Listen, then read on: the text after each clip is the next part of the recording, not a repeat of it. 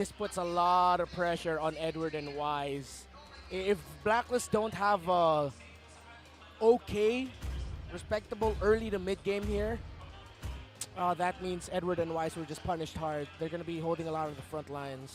Yeah, I think for Blacklist International, if they can at least, let's say early game, have an okay rotation in the jungle, deal with it, but also not let the Joy just kind of wreak havoc. That's exactly what she's drafted for early on and why she's so priority for a lot of teams, because you can actually do so much with that Joy pick, especially towards the back lines here. So you got to be able to cover your bases, and at the same time, man, we know how much damage this Cho is going to be able to do. Yeah. If Yaoi is Cho, Carl is Lancelot, then Oh My Venus is Matilda and or Estes. So that's how textbook and that's how meaningful this draft has become for both teams. Again, Blacklist up against the wall, currently not on the board just yet. Let's get into game 3. Management of the early to mid game here is crucial for Echo because of the two main pieces that they have in the Eve and the Beatrix. Sanford taking a bit of damage, or a lot of damage there from Edward. This is dangerous. Oh, yeah. Okay, Yue was going to try to put some pressure up there, but, you know, they already got the word, so Sanford's going to back off. Yeah, but even though he goes back, because of when he completed the recall animation, as the minion awaits responding, he'll be able to get back in time without that big of a problem, without Edward getting anything actually on the shields. But this rotation of Blacklist is smart. Wise going out first there, but Yaoi Carl TZ responds in turn 2 closer up top. So about a minute until the turtle comes out, and yeah, checking in for the first minute of this game, Blacklist reverts to the non-double XP lane start. So we've seen both kinds of the Ube strat in Season 11 come through, and Echo had an answer for both. Exactly. Now, still slow and steady for both. Gonna be watching out. Ooh. Yeah. I like what Wise did there. That was a smart use of the dashes that he had. Oh, he might get punished here. He's not going to be able to get away from this one. Wise will go down. First blood in the hands of Carl TZ. 15 seconds away from the first turtle of the game. So a little advantage already starting for Echo. Good news, Wise gonna make it back for the turtle take. Bad news, you don't want your jungler dying this early. That was uncharacteristic of Wise for that to happen. Oh. But here comes Edward. Oh, they might be able to contest. Edward going to come in, does have that level 4. Uses the final slash, but also still going to be fighting for the turtle. Sanji dropping the real world manipulation. Here comes Sanford. They're going to go in. Carl TZ able to secure it. There's the way of the dragon. Wise going to be cut off here. Sanford popping the beats here. No one going to fall. Turtle secured for Echo. Wow. I really thought Blacklist were going to take that. Clean. But Echo decided to stick and fight. And Sanji's real-world manipulation was crucial there as well. And, of course, the timing of the entry of Sanford. The Sansan duo came in big in that crucial first turtle. That's what makes the Sansan duo so dangerous. The fact that it's an XP laner and a mid laner that's so in sync, that's so mechanically gifted, it just shrinks the opponent's window of opportunity. The mechanics and the game IQ of these two. And because of the pressure and control of the map, Yaoi with the kick! Yaoi going to get the kick off. He isn't going to be able to follow up, though, just yet. Gets stopped by Wise. There you go. Certainly going to come down. Yaoi chunked down. Still okay. Now Benny Cutie forcing the flicker out. Carl TZ comes through with the heavy spin. Sanji will capitalize on the kill. And now it's Wise and Yue. And also Owl making his way. They're going to back off. This is exactly how Echo wants it. They've been playing the same way since game 1, into game 2, into game 3. Quick, hard, fast, and messy. To add injury to injury, as that entire sequence was happening, Owl was just solo killed by Benny Cutie. Before the whole sequence. Yeah. Before the whole sequence, actually. And this is, again, just Echo continuing their best qualities in game 1 and game number 2. And Blacklist just trying to readjust and answer to it. Echo right now still in the flow and in the zone. Blacklist, what else could they do here to actually turn the tides, a counter punish into a failed Yaoi attempt probably. But right now, with the lineup and the positioning of Sanji and the timing of entry of Carl TZ, oh Lord, Echo are making sure they have those insurance plans. Oh, Wise going to be forced out from his orange buff. He might still be able to get it, but look at that. Sanford going to hold him. Forced back to the base, going to lose his buff. Meanwhile, Turtle now up here, second one of the game. UA now getting a position. Oh My Venus holding down the front. The damage is there. The stun comes through. They get the flicker out from Yawi. So he at least does not have that available. Echo still going back and forth. Edward now in Wise here. They also get the heavy spin out from Carl TZ. This could be a take for the turtle. Final slash gonna come through. Sanji has the flicker. Here comes Sanford dancing on the queen. She will fall. Still Wise in position. Here Carl TZ does it again. And now they force Blacklist International back here. Appraiser's Wrath gonna come down, but he gets kicked to the team, and Benny Cutie gets the kill. Deja vu. That's a replay, but with more this time around from that initial sequence in the first hurdle. Paint this image in your head, folks. A killer whale, an orca in the seas, ridden by a goat. Bah, bah. Carl TZ again winning a retribution duel against Wise. And again, the factor of the Sanford late entry coming in big. And the response of Echo, Benny Cutie timing up that snipe with the kick of Yawi. Whoever will try to engage into turtle fights the way Carl TZ does here, I give you fair warning. Not everybody can do the same thing, especially if you don't have the same sync as Carl TZ does with the rest of Echo. Yeah, and even in that fight, he didn't have the heavy spin because he had to use it early, right? So the fact that he's actually able to still accomplish that is insane and speaks volumes for exactly how much skill Carl TZ has here. So right now, it's Blacklist International, familiar territory from the previous 2 games, working against this Echo Express. Yawi was looking for an angle, but they're going to focus on the tier 1. Carl TZ comes in with the heavy spin. Meanwhile, on the backside, Sanford will push him back too. No one's going to fall, though. A fight for a resource here could ensue. Yawi gets the G-Kundo up. Now, Sanford once again going to force back Wise from his buff. Still might have to go for it. Can't get it. Oh, our buff, says Carl TZ. Man, Echo, their layering of abilities is brilliant right now. And Yawi, it's like he knows one of the conditions of Blacklist is, all right, counter punish a failed Yawi attempt. G-Kundo pickoff attempt. We get it. It's what it is. Yeah. Everybody understands. Yeah. And Yawi held on to it, as you pointed out there, Naisu.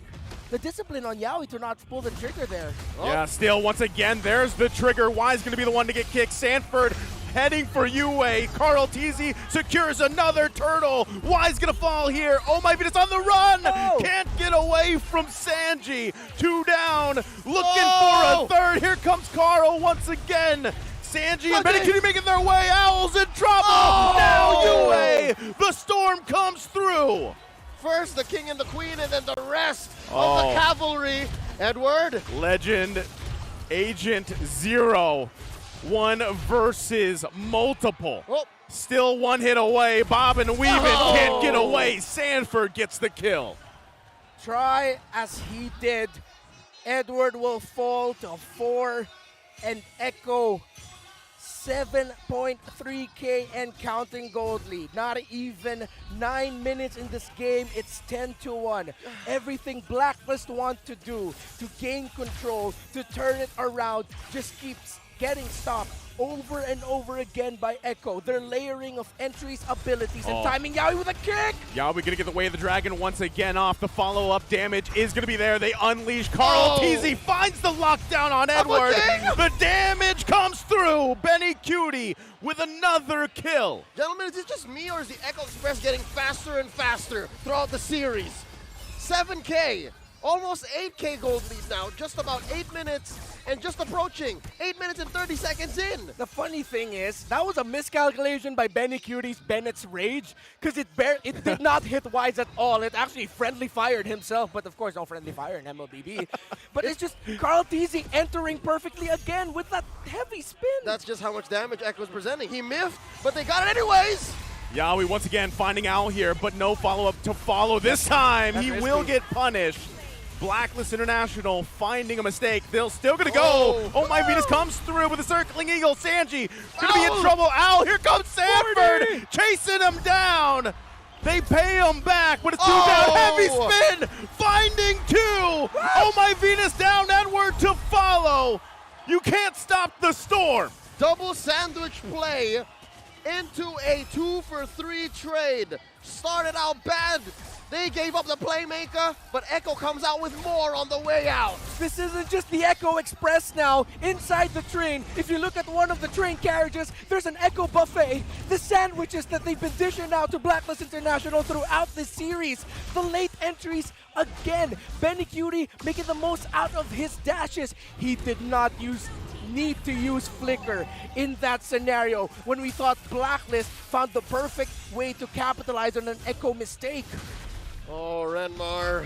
Nice suit. It's about to happen again. Oh, they're going to try to cut him off here. Turret a couple hits away. They find the lockdown on Edward. He's got to flicker around. Can they survive this? Sanford goes in with a vengeance. The follow through with Yowie. Wise is in trouble. Triple kill for Benny Cutie again. The guy is massive. The Echo Express, as you put it, in one carriage has a buffet, in another, a full ecosystem. It's like Snowpiercer in here, fam. In the Philippines, you only got 2 seasons, dry and wet. Benny Cutie the Storm, he's wet right now. This is a wet performance, 8-0-6.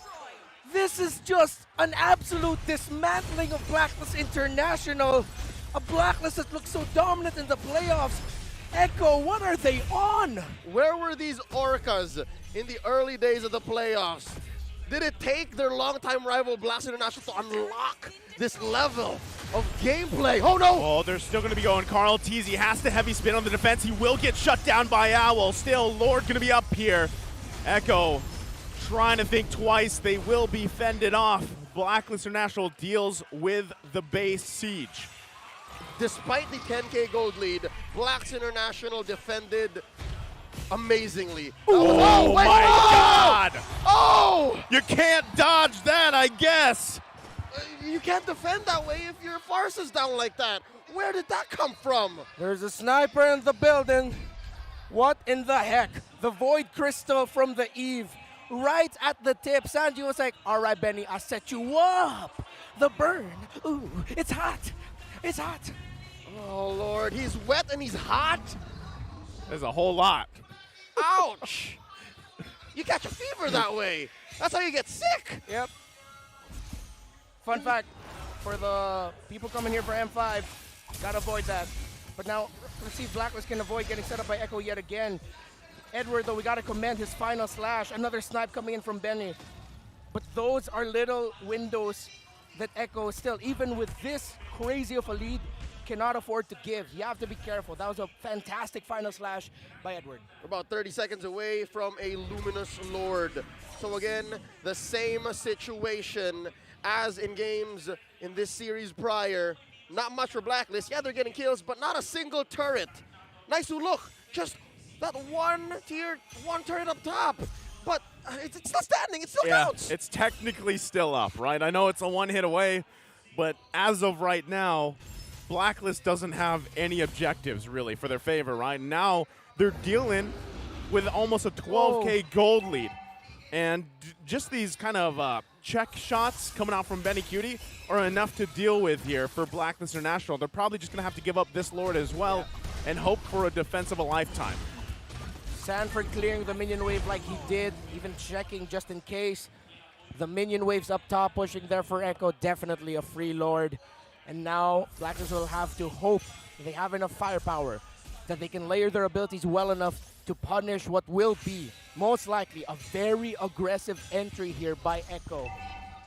Okay, so good news. Blacklist has amazing Highland defense. They're rocking that carry. They're rocking that Farsa. If they need to, bob and weave inside their own base, they have the Matilda. Amazing final slash on Edward. The potential for the taunt. But that's best case scenario. I'm not so sure Echo's just going to allow all those layerings to come in at the right time because they're such great spoilers. They can play at their tempo. Again, Yowie on the show. That alone has to be a threat. We posed the question earlier, the possibility of Yowie going back on one of his signature heroes. The Echo M4 skin that I'm pretty sure we'll be getting. But now with the Siege, what can Blacklist do?